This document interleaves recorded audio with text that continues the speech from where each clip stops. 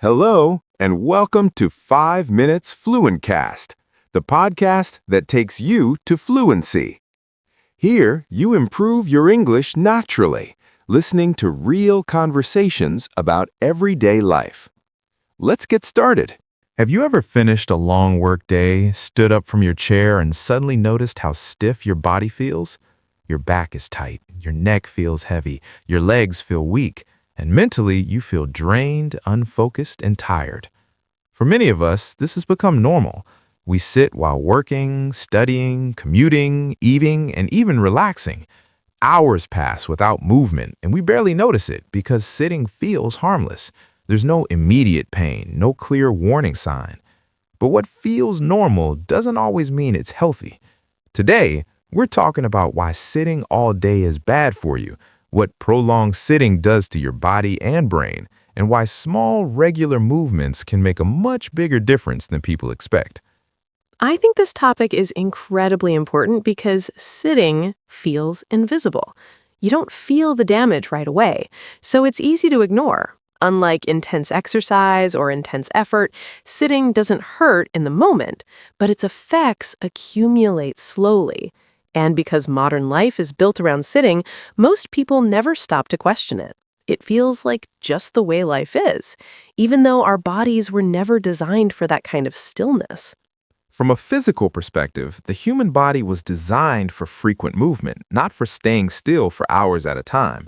When you sit for long periods, large muscle groups, especially in the legs, hips, and core, become inactive. Blood circulation slows, posture collapses, and the body enters a kind of low-energy mode. Over time, this contributes to tight hips, weak glutes, back pain, neck tension, and poor posture. And it doesn't stop there.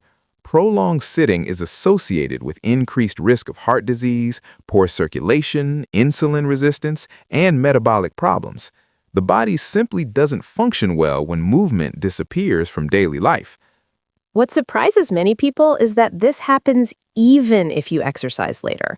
You might go to the gym for an hour, feel proud of that workout, and that's great, but it doesn't completely cancel out the effects of sitting for 8 or 10 hours straight. The body needs movement spread throughout the day. It's not just about exercise, it's about regular activation. Exactly. Movement is meant to be frequent and gentle, not extreme and rare. Our bodies respond much better to small, repeated movements than to one intense session surrounded by hours of stillness. I think people are often surprised by how much sitting affects the brain. Most people associate mental fatigue with stress or lack of motivation, but prolonged sitting plays a huge role in how our brain functions.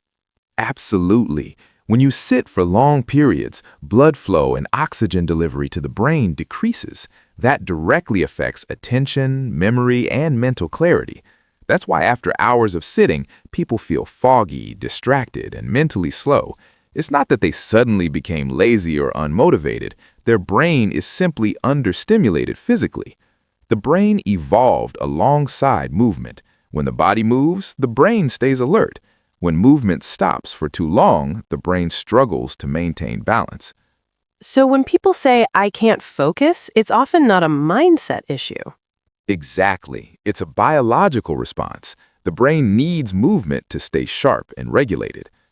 I've also noticed that sitting too long affects mood, not just energy. After a long day of sitting, people often feel irritable, restless, or emotionally flat.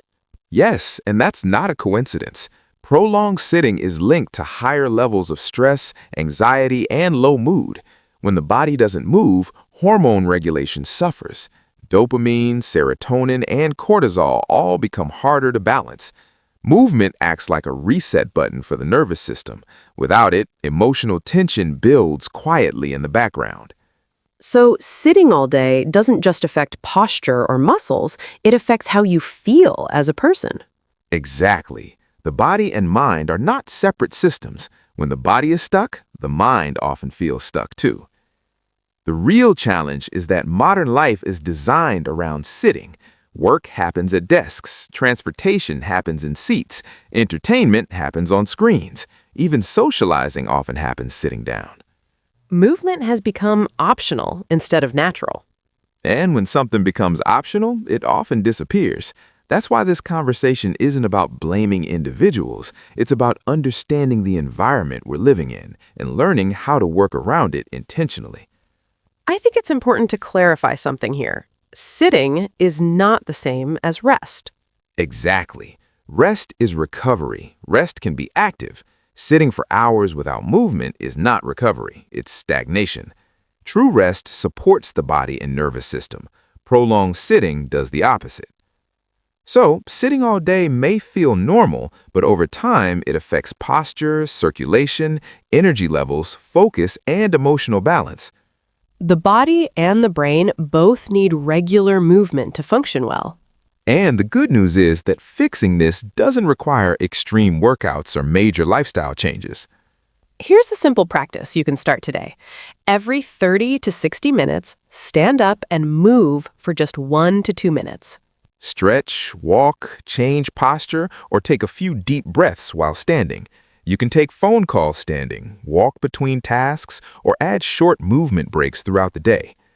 These small movements may seem insignificant, but repeated consistently, they protect your body and your brain. Movement doesn't need to be intense. It just needs to be regular. Thanks for listening to this episode of Fluentcast. We hope this conversation helped you rethink how much you sit during the day. Remember, your body was made to move. We'll see you in the next episode. Take care. Bye. Thanks for listening to this episode of Fluentcast. If you enjoyed this conversation and learned something new, Don't forget to like the video and subscribe to the channel. we post new episodes with real English and real ideas about life. You can also download the PDF with the full transcript of this episode. The link is in the description below. And here's an important tip. Try listening to this same episode every day for 1 week. Repetition helps you understand more deeply, notice new expressions, and improve your listening skills. This is how real learning happens, naturally and step by step. See you next time. Bye.